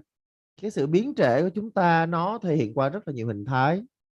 Đầu tiên, cái sự biến trễ có nghĩa là mình không có khẩn trương, mình cứ từ từ, mình cứ thông thả, mình thoải mái đã. Hôm nay không tu thì mai tu, mai không tu thì tuần sau tu, vân vân. Thì đó chính là cái hình thái đầu tiên của sự biến trễ. Cái hình thái thứ hai của sự biến trễ này là mình hoài nghi khả năng của bản thân mình. Mình cảm giác như là cái kiểu như là cái trình của mình thì làm sao mà tu thành Phật được, cái năng lực của mình thì làm sao mà tu thành Phật được, ôi cái người mà nhiều nghiệp nặng như con thì làm sao mà tu thành Phật được, vân vân. Thì thực chất ra chúng ta không nên nghi hoặc. chúng ta phải có một cái ý thức rất rõ ràng rằng là nếu như chúng ta chịu tu nghiêm túc thì chúng ta nhất định chứng đạo. Chúng ta không cần phải lo lắng vì bất cứ một điều gì nữa. Rất là nhiều người thầy thấy là họ khá là tự ti. Họ là cái kiểu như là mình chỉ là một người Phật tử tầm thường, một người Phật tử kém cỏi thôi, mình làm sao mà có thể tu thành Phật được. Người mà nhiều nghiệp như mình làm sao có thể tu thành Phật được, mình không thể nào có thể thành Phật được. Thì thực sự là khi mà chúng ta nói về cái ngạo khí, chữ ngạo trong chữ kiêu ngạo, cái ngạo khí đó của chúng ta, thì trong cái cuộc sống của mình mình cố gắng mình sống khiêm nhường, nhưng mà đôi khi mình cũng phải có ngạo khí này. Như là tôn giả Tịch Thiên ngày chia ngạo khí có 3 loại. Thứ nhất là ngạo khí bậc hạ. Ngạo khí bậc hạ có nghĩa là những kẻ kiêu căng, những kẻ chỉ có biết là mình trên thiên hạ, mình lúc nào cũng hơn người, đó gọi là ngạo khí bậc hạ. Ngạo khí thứ hai là ngạo khí bậc trung. Ngạo khí bậc trung tức là một cái người cũng ý thức rõ được bản thân mình, nhìn lên có thể là con không bằng ai, nhưng mà khi mà nhìn xuống thì con cũng hơn rất là nhiều người, con cũng may mắn hơn rất là nhiều người. Nhìn lên thì có thể là con không có cái năng lực gọi là siêu việt như là Đức Độ Mẫu Tara, nhưng mà nhìn xuống thì con cũng hơn được nhiều người lắm. Nhìn lên con có thể con không giàu có bằng Zambala, nhưng mà nhìn xuống thì con cũng hơn được rất là nhiều người. Và cái loại thứ ba đó chính là ngạo khí bậc thượng. Những người có ngạo khí bậc thượng là những người mà có cái ý thức rất rõ ràng là tôi nhất định có thể thành Phật, tôi nhất định có thể chứng đạo, tôi nhất định có thể tự giải thoát được cho bản thân mình, và sau đó quay lại độ thoát cho tất cả mọi chúng sinh ra khỏi luân hồi. Thì cái loại ngạo khí thứ ba này nó chính là hùng tâm đại giác. Hùng tâm có nghĩa là chúng ta khi mà ban đầu chúng ta nhìn ở trong cái trạng thái bình thường, chúng ta cảm giác như là đây là một con người rất là kiêu ngạo, một con người mà kiểu là tôi nhất định thành Phật, cảm giác rất là kiêu ngạo. Nhưng không, thực chất đó chính là một người có hùng tâm đại giác, một người có hùng tâm vô cùng mạnh mẽ, một người có sức tiến lên trên đường đạo, một người có chí cầu đạo, tu đạo và chứng đạo. Thì với hùng tâm này thì chúng ta sẽ có thể tiến được trên cái đường tu. So this is the second one, right? First one, the precious, difficult to found precious human life, human body.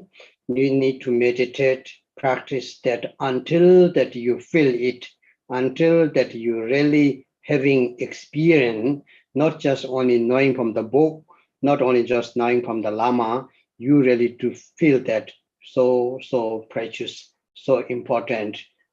Is the second one. Now we told the impermanent is the antidote for laziness, indolence, and post-pointing, and yourself looking down or looking yourself that's discouraging. So antidote for that is the impermanent.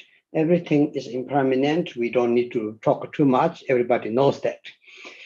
We had many our ancestors, like our grandfathers, grandmothers, and their parents. Everything is gone, and we know that. And also the outer world, countries, cities, everything changes. So it's just a very, very truth.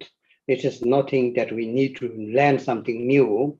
We just have to remind ourselves. That is called, that's why it's called sometimes reminding. And then next one is the one. If you think that you have found the precious human life, this is very important, but it is impermanent, and it is also not always there. It will changing continuously, day, night, a week, months, years. It changes. One like that is then you want to become meaningful human being, that meaningful life. So in this life, you want to do something very beneficial for this life and next life, or yourself and other beings, that you want to become really good human being in order to make Buddha Dharma practice. So the third one, it's called to become the meaningful human being, good human being, to become the yourself, that your life is happy life, that you need to have the understanding of the karma, the causes and effect. So the Tibetan word is the karma, and English translated the causes and effect. But in Tibetan has three words, le yunde. There's causes and effect and action. You have to act it. If you don't act it, for example, if you have the seed from the apple, if you do not plant it, it will not grow. So you need to act. You have to do it. If you plant into your garden, it will grow. So that is called the action. Causes and effect and action. Lay means the action. You have to act on it.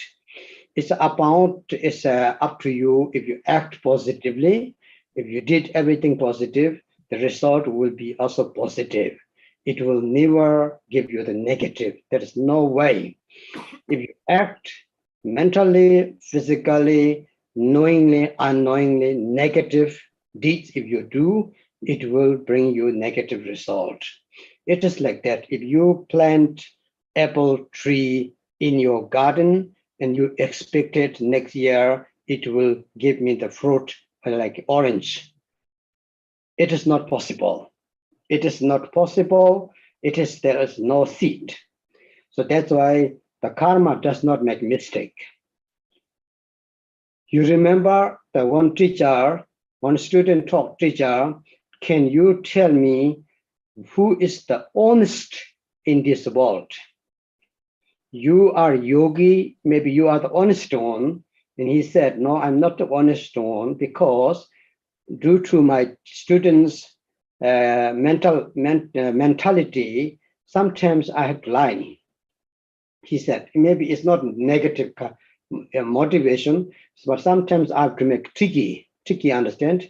So I have to make I need to get some tricky way that they don't get sad, that they don't get disappointed.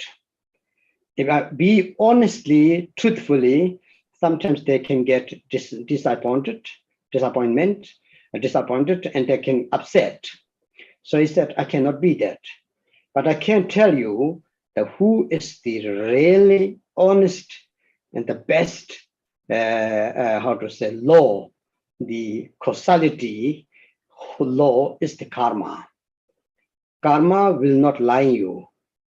Karma will not betray you. Karma will not forget you. Karma will come to you. And karma will not miss it, even. Understand? And karma will not lose it. So karma is lay Tibet ko lay. No matter how long you need to wait. May it come this lifetime, may it come life after, maybe it comes some life after 10, but karma will never ever forget, never ever ceased. Never ever lost. It will bound to come to you. So that's why to become meaningful life, meaningful human being, we need to have understanding of the karma. Sanskrit word in Tibet is called le junje, causes, effect, and action. Once you're knowing that, you will be able to become good human being. You know, it is not just to knowing somebody else. You have to know yourself. You will be your own master. Then due to the karma, you become your own master. You can be your own enemy. Because if you make bad, negative deeds, you are your own enemy, nobody else. So that's why the third one is the karma. From the karma, we need to study in the text coming afterwards. Karma, we can study very nicely what kind of karma, how make karma, when comes karma, all this kind of explained in the text, quite detailed in the text. We will learn that slowly next time. So this is the third thoughts or third reminding, third meditation for common wonder, common preliminary practice. Thân người quý báu là cái điểm mà chúng ta không nên chỉ để nó tồn tại dạng ý tưởng, mà chúng ta phải trui rèn ở trong cái tư tưởng của mình. Chính khi mình nhận thức rõ, nó giống như là một cái dạng nhận thức rõ ràng là thân người quý báu, đó là điều không thể nào sai lệch được. Và đến cái việc mà chúng ta nói đến mọi sự vô thường. Thì khi mà mình nói đến mọi sự vô thường là để cho chúng ta không chần chừ, để chúng ta không do dự, để chúng ta không tự ti và chúng ta không biến trễ trong cái cuộc đời này của mình. Chúng ta nhắc rất là nhiều về vô thường, nhưng mà chúng ta phải mở to con mắt của mình ra, chúng ta nhìn rõ xung quanh.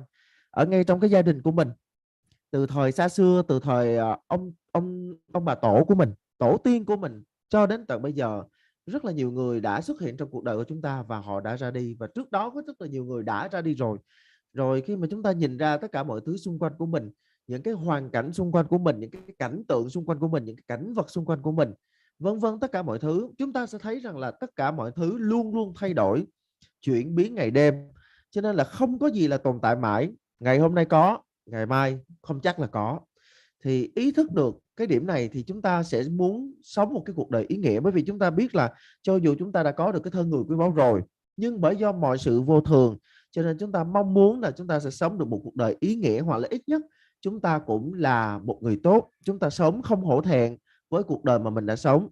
Mà nếu như chúng ta muốn làm một người tốt thì chúng ta phải đến niệm chuyển tâm thứ ba, đó chính là nhân quả không sai. Nhân quả không sai thì khi mà chúng ta, ở trong tiếng Việt mình nó chỉ đơn giản là nhân quả thôi. Ở trong tiếng Phạn gốc là chữ karma, nhưng mà chữ karma này khi mà dịch qua tiếng Tạng thì nó lại có tới 3 yếu tố. Khi tiếng Tạng cái chữ karma này là le gyudre, thì chữ le có nghĩa là hành vi, chữ gyu có nghĩa là nhân, và chữ re có nghĩa là quả.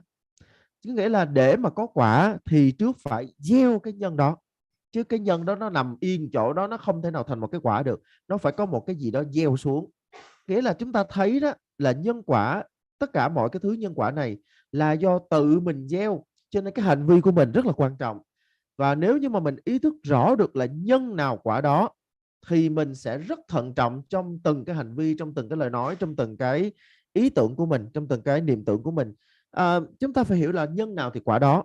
Nó không có cái chuyện là chúng ta ngày hôm nay chúng ta gieo xuống trong cái vườn của mình, chúng ta gieo xuống một cái nhân của cây táo, rồi xong chúng ta cầu cho cái nhân đó, cái hạt đó nó sẽ mọc lên một cái cây cam được. Để không bao giờ có chuyện đó xảy ra. Nhân nào quả đó, cho nên mới gọi là nhân quả không sai. Nhân quả không sai có nghĩa là nhân nào quả đó, rất hết sức rõ ràng, hết sức cụ thể. Có một lần Đức Phật được tôn vinh, có một người đã tôn vinh Đức Phật rằng là Đức Thế Tôn là một bậc thầy của trời người. Đức Thế Tôn là một người không bao giờ nói điều sai lệch. Đức Thế Tôn luôn luôn nói lẽ thật. Thì Đức Phật mới nói rằng là đôi khi để mà tránh cho những cái, bởi vì đôi khi cái sự thật nó rất là đau lòng, cho nên là để tránh cho những cái người đệ tử của mình phải đau lòng hoặc là để thất vọng, thì Đức Phật cũng phải dùng những cái biện pháp nói giảm và nói tránh. Nhưng có một thứ chắc chắn sẽ không bao giờ sai lệch, đó chính là nhân quả. Cho nên là chúng ta phải hiểu rõ được, là chúng ta phải ý thức rõ là nhân quả là điều chắc chắn không sai lệch. Cho nên một khi mà mình đã nhận thức rõ về nhân quả rồi thì chúng ta có thể làm được một người tốt rồi. Bởi vì chúng ta biết rằng là cái nhân quả này là tự mình gieo, tự mình gặt. Cho nên mình là người tạo phúc và cũng là người gieo họa cho chính bản thân mình. Và ở trong cái bản luận của Tổ thì Tổ nêu ra chúng ta rất là rõ cái cách thức nhân quả vận hành như thế nào, nhân nào quả như thế nào, nhân này quả này, nhân kia quả kia, nhân quả vận hành như thế nào, thì chúng ta sẽ được tìm hiểu khi mà chúng ta đào sâu vào trong cái bản luận giảng của Tổ. Còn ở đây thì thầy nhắc cho chúng ta hiểu niệm chuyển tâm thứ ba, đó chính là nhân quả không sai. So according to the karma, it's not particular of the Buddhist teaching. It is the causality for everybody knows that everybody need to take care that if you want to have the good life, if you want to have the good prosperity, if you want to have the good condition, life condition, we need to take care of karma anyway. So here saying that karma is the, unfortunately, karma will not forgive you. You're not forgiving. So karma will not forgive you. People used to say, if I make mistake, Buddha will forgive me, Tara will forgive me. Yes, maybe there, but karma will not.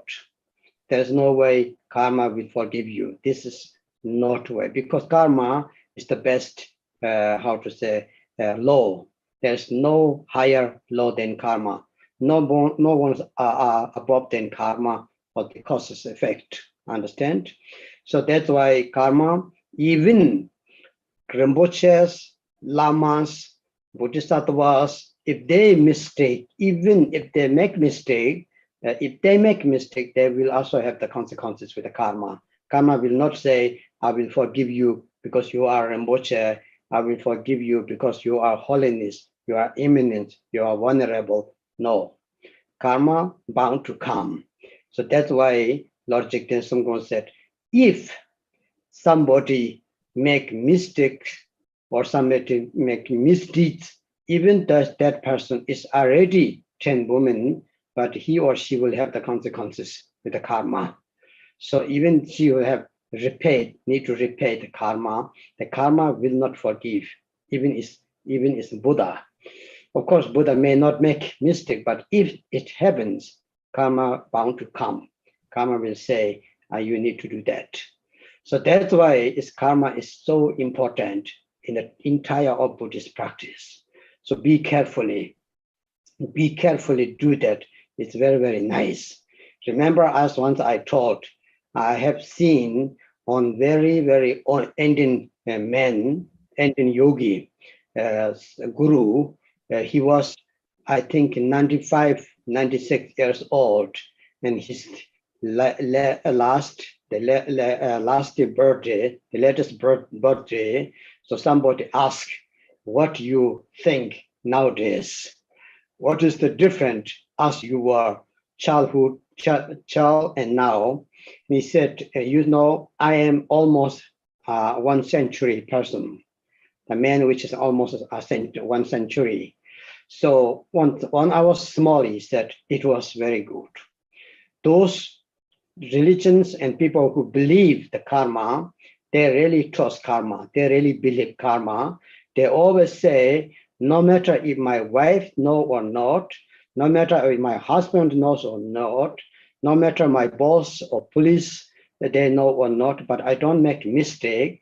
I don't lie. I don't steal. I don't make all these things because my karma will pay me. My karma will give me the fine. Understand? Karma will come to me. So they really take care. And he said, those who do not really believe the karma, but those religions who believe the God, the Christian and some other religions, they always say, no matter if my husband, wife, my boss, my friends, or even the government know or not, or they know or not, but God knows everything. God will punish me if I make mistake. So I have to be honest, truthful. So he said everything was so actually very good. And then certain time it changes. So nowadays, many people do not believe karma anymore. So they do what they want. And the world is become disaster. Understand? And those others, religions, also people, they say, I don't need to go to church. I don't need to do nothing. They do not believe the God. Both karma and God is some sort of like that expired for them. It's old system for them. Understand? And that makes really world is so dangerous, so fearful. We are living under the fear, under the very threatening because of if do not believe the karma and do not the other side not believe the God, then it will be very big trouble. So that's why karma is protector. Karma will protect your life. Karma will protect your action. So that's why the karma means here lots in this teaching. So here, according to our text, is right from beginning, is saying to having the meaningful human life, to become that your life meaningful, not just happy, meaningful. You should learn about the karma and you should meditate on it. That is the third one. Now, fourth one is the to antidote of the attachment of the entire of samsara, which means that the pleasure of the samsara. So samsara means you understand this sickly existence, outer world, also you can say.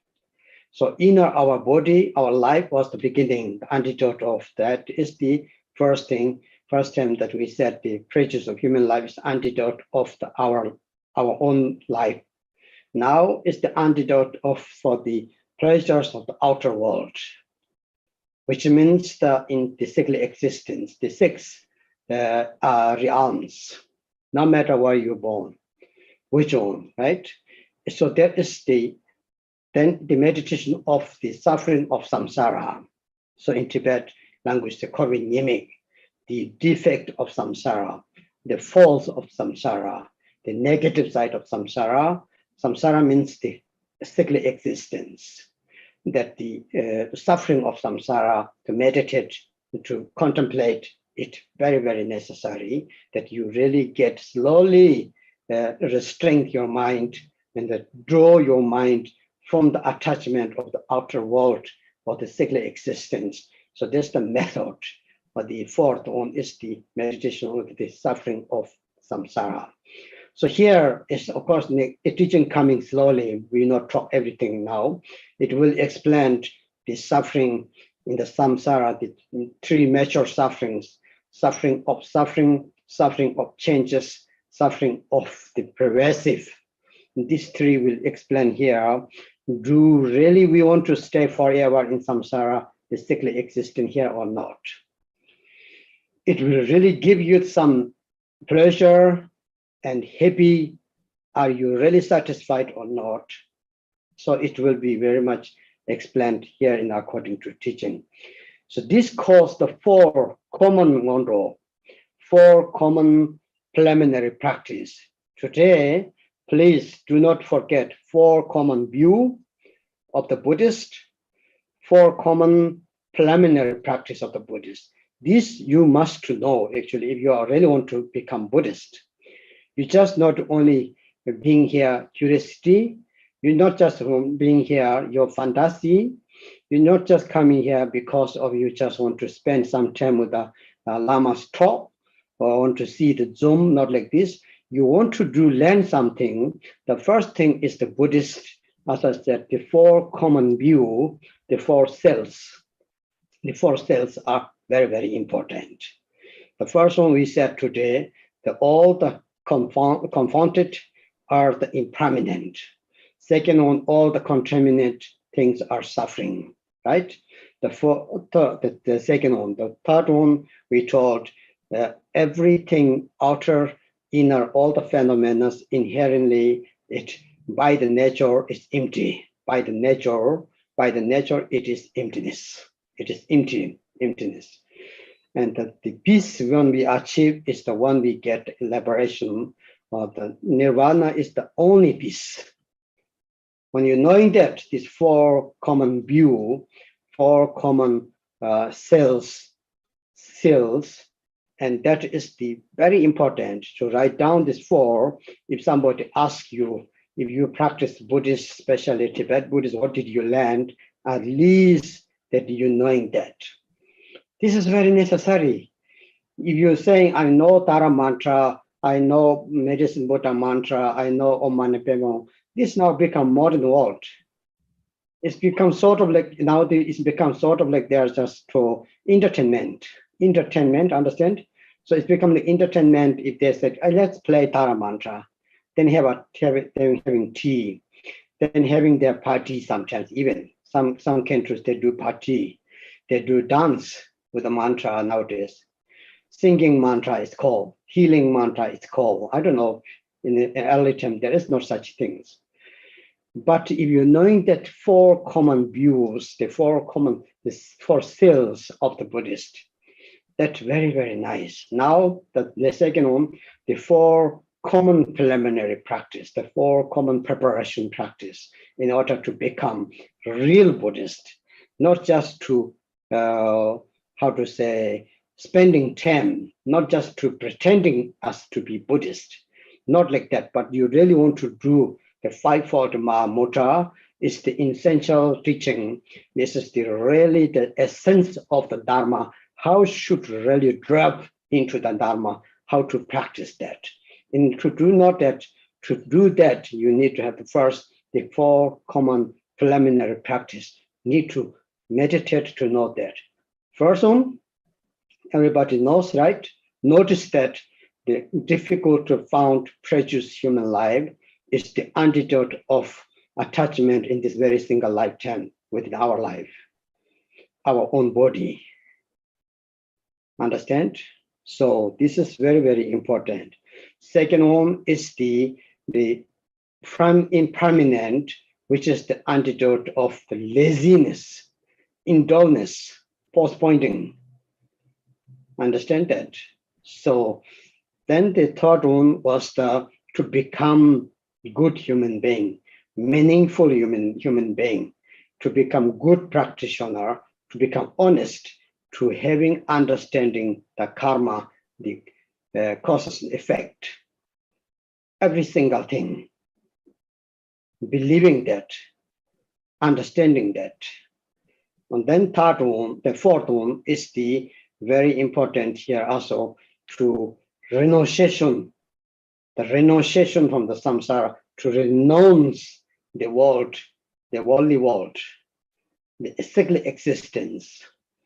To understand, we should study the suffering of samsara, the cyclic existence. Buddha said, our problem is we do not want to know suffering. Many people tell nowadays they don't want to know the news. Some such country have problems, some have maybe natural disasters. They don't want to know it. They said, I don't want to see news. I don't want to hear it. If you don't hear it, you don't know suffering. So Buddha said, Dungal Shevarcha, he said, suffering you should study. Suffering you should know it.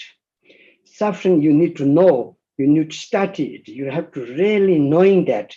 By the knowing that you will find the root of suffering, the cause of the suffering, the origin of the suffering. Once you found that, then you can root out it. You can really do something. So that's why it's very important. The fourth thought is the suffering, meditation on suffering of samsara. So these four together, altogether 8. This today we talked is here in the text. Now we're going through the text, right? So you should have the landed next time. Now we are Zoom. Otherwise, I'm going to ask that what is the 4 common view of the entire Buddhist, the 4 cells. Understand?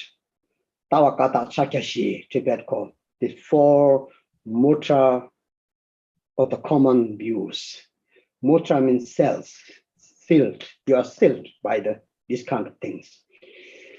And in the 4 common preliminary practice, if you are a good practitioner or not, it's relying on these 4 common views.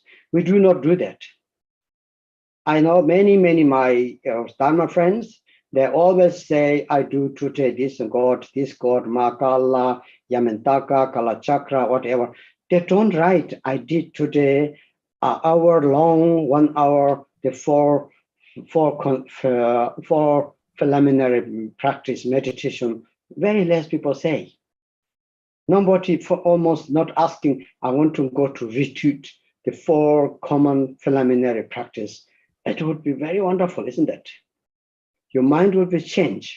Your feeling will be changed. You will feel that you are really now changing.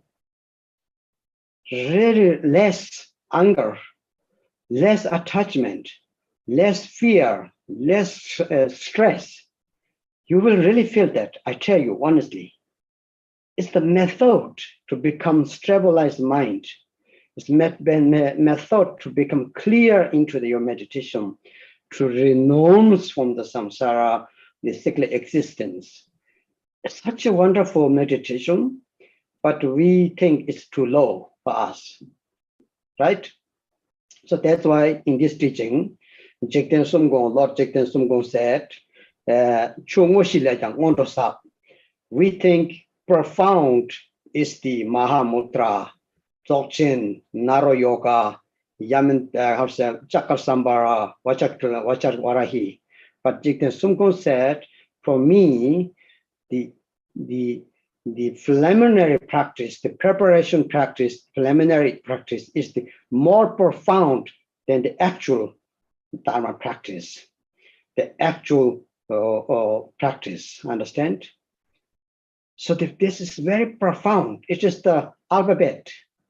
If you want to become the study, become professor, doctor, whatever, you should study first alphabet. When you do not learn the good alphabet, A, B, C, D, all this not good, how you become the doctor? There's no way. So it is really necessary to have the foundation, the laying the foundation of the building your temple of the Buddhist philosophy practice to become the yogi and yogini, bodhisattva, male and female. You have to have this foundation. So that's why today I just explained to you, it is necessarily to keep, at least you notice that 8 categories, 8 point I told you, 4 common views or the 4 common cells and 4 preliminary practice or the common preliminary practice. Please do not forget that. If you forget that, then it's very difficult. So the next will be, next time we will go a little bit, the 8 freedoms, 10 endowments, and short. Then it will come the uncommon Ngondro, according to the Tibetan Buddhists. Then there is coming the extraordinary Ngondro or preparations. There's 2 preparations still need to come. The first one is the uncommon. Uncommon means the uncommon from the other yanas, other lineage. For example, Theravada system or other some system, they may not doing that. It's more into the Tibetan Buddhist, right? Uncommon. In this, after that, is called the extraordinary, especially for those who want to do the Naro Yoga, especially those who want to do the Chakasamba, Vachavarahi, Mahamudra, and there's extraordinary Ngondros. 2 Ngondros should still coming slowly within this text. So today is this found foundation. That's the line, that's the very fundamental, is the very, very important. Please do not forget that. That will mix your life something. You will not miss nobody. Afterwards, you're not searching something, not like that. You become free. You're really independently free, your mind. So this is what I want to say.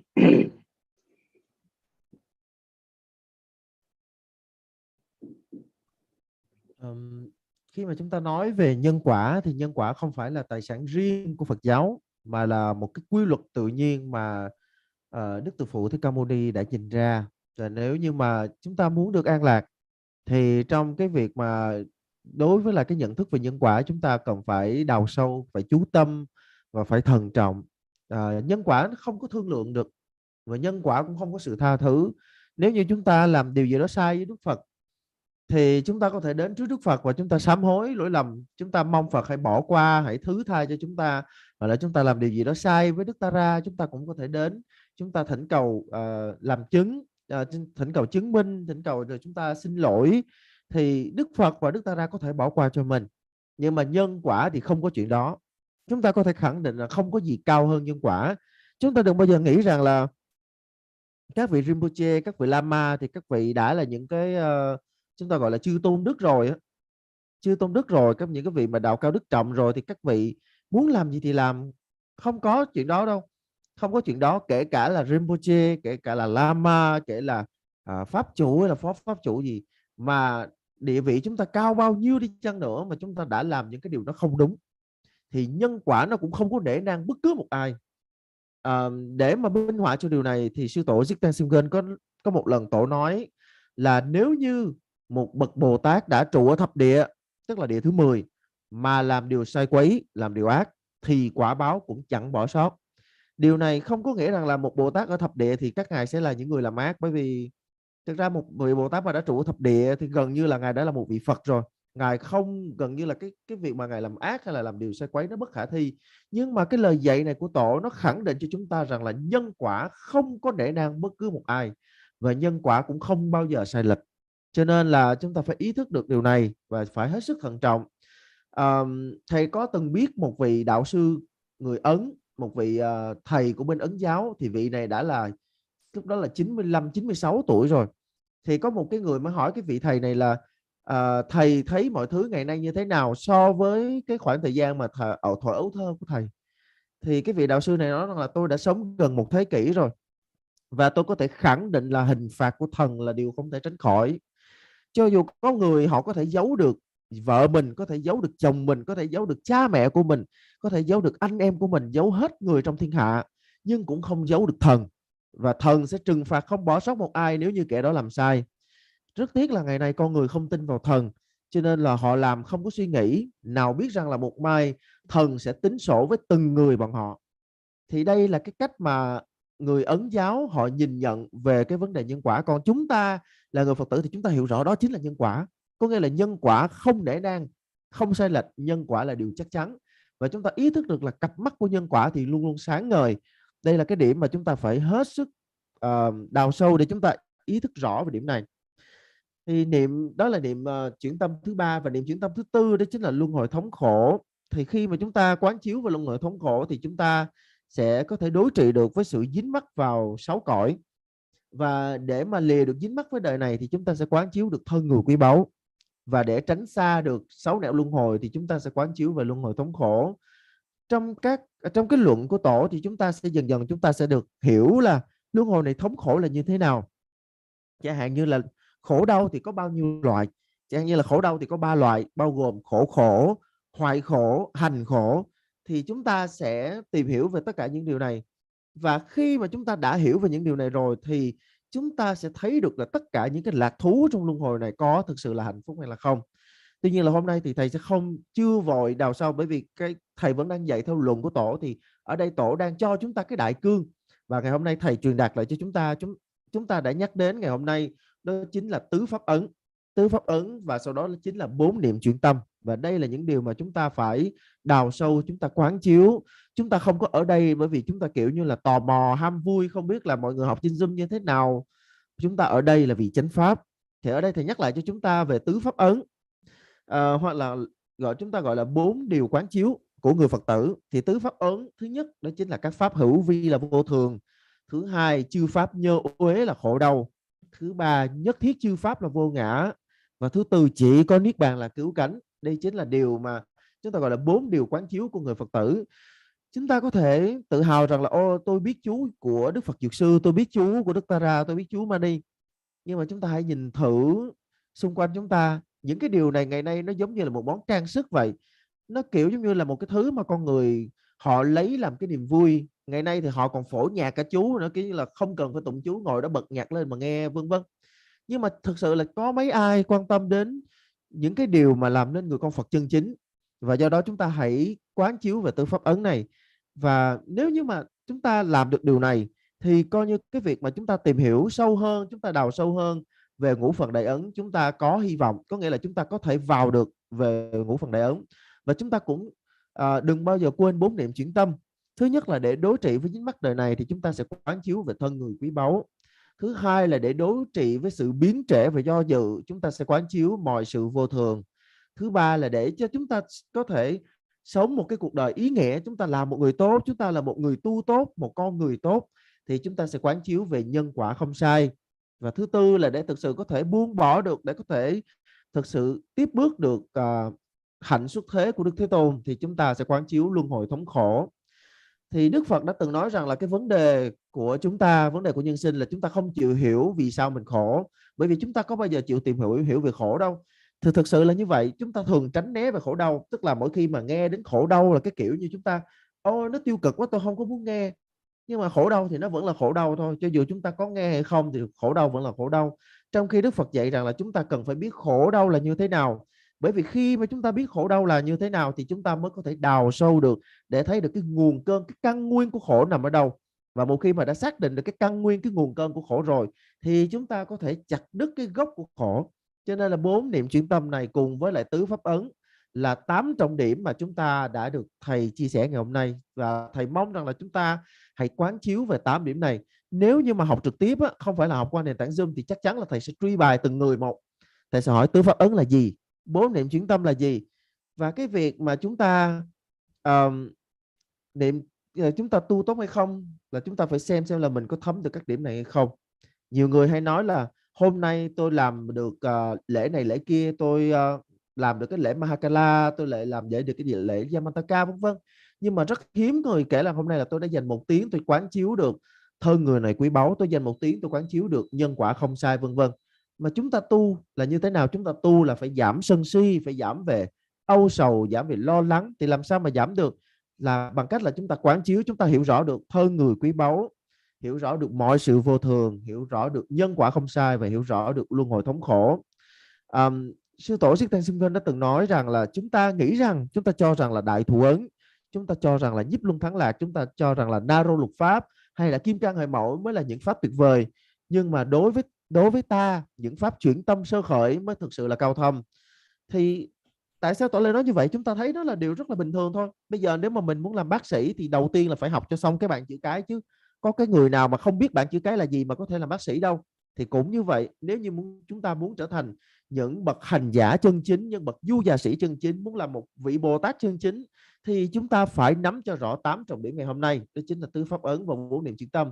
Và thầy mong rằng là đại chúng đừng quên sót điểm này. Bởi vì mình học mà mình không quán chiếu đó mà mình quên thì chắc chắn là cái sự tu nó sẽ không có dễ dàng với chúng ta.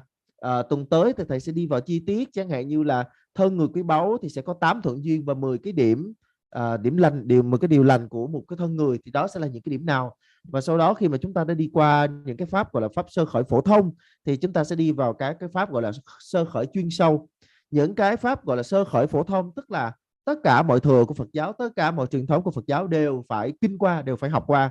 Còn phần chuyên sâu là phần của dành cho những người mà muốn đi sâu hơn vào trong cái dòng pháp, những người mà họ mong muốn là sau khi mà họ đã nắm được cái phần phổ thông rồi, họ đi sâu vào chẳng hạn như là na rô lục pháp hoặc là đại thủ ấn vân vân, thì họ sẽ bắt đầu tìm hiểu về các pháp sơ khởi chuyên sâu.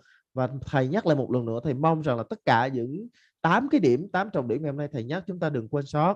Bởi vì nếu như mà chúng ta có thể khắc ghi được ở trong lòng và chúng ta trui rèn nó trở thành một cái nhận thức tự nhiên của mình, thì chắc chắn chúng ta sẽ được tự tại. Chúng ta không nhất thiết là chúng ta phải phụ thuộc vào bất kỳ ai để chúng ta chứng đạo. So thank you very much, everybody. And now we will have the break again until next teaching in September somewhere. Till there, you study and practice as I wished last time. If it's possible to learn this Vajra song of Lord Jigten Samgo, the Fivefold Mahamudra, if it's in your language or Tibet language, trying to learn that one by heart, because the teaching, the main teaching is coming. Now we start with the book already, text already. Today we talked about the 4 common views for common preliminary practice. It will be very beautiful teachings next time. So please, everybody, be happy and stay healthy. Okay. Thì như vậy là hôm nay đến đây thì là kết thúc rồi, thì chúng ta sẽ gặp lại nhau vào đầu tháng 9. Thì tuần tới là chúng ta sẽ không có lớp, và như là thầy đã từng khuyến khích là trong cái khoảng thời gian mà chúng ta nghỉ á, thì chúng ta hãy cố gắng để chúng ta ghi nhớ được bài ngũ phần đạo ca của sư tổ Jigten Semgen. Và cùng với bài đạo ca này thì chúng ta hôm nay đã được học về 8 trọng điểm rồi, đó chính là tứ pháp ấn và 4 niệm chuyển tâm. Chúng ta hãy quán chiếu trong suốt thời gian này, chúng ta hãy cố gắng để chúng ta tư duy, chúng ta quán chiếu, chúng ta đưa vào trong cái nhận thức của mình. Và thầy mong rằng là ngoài cái việc mà chúng ta học như vậy thì chúng ta thầy chúc cho tất cả chúng ta là sẽ có được cái sức khỏe tốt và tất cả mọi sự sẽ cát tường.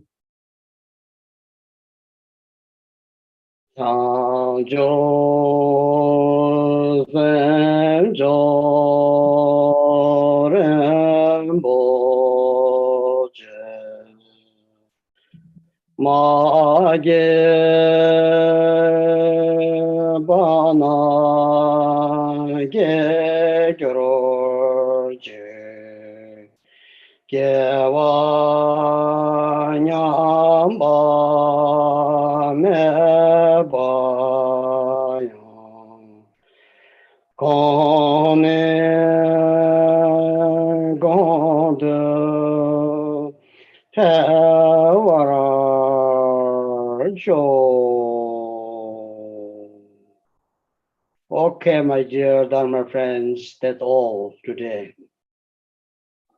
Thank you. Can I have a quick announcement that Yes. we will have a 3 weeks off we back on September 19. Okay, and I Drupon and everybody in the class, we very honored that we have His Eminence Chisak Rinpoche. Let me turn on the camera. Yes. Hello. No, that's little. That's the little much I could do. No, the was the Not the Jay, the much manje, you know, should rosta. no, you must know. Now, that nanny, the Kiki teaching Chile J. Mare. Hello. In the much I really got the sugar. I did the greater choose for them. Last. In if I have him. Didn't I Canada now? Last. So in the much I could do him. Not the way. Kushat has come though. Oh, not this dear. Chini, sugar. Last. So, Nimta took to Janalo. Lost on lawless. She don't get the come the Yagata in the Yanko come the come down stola. Did she do any? Because of Janaro, she in there. That's long. In the much you go jacket, I read your Tamanji, you know, the lot Jamanga pa yung but it is much jigger. No job here. Not that a lot of the young two men, Tanda did to that joke, Germany like Young take it out under the air jacket, $9. No less. What do you jacket? But oh, Paul! Ơi, sao chưa đâu.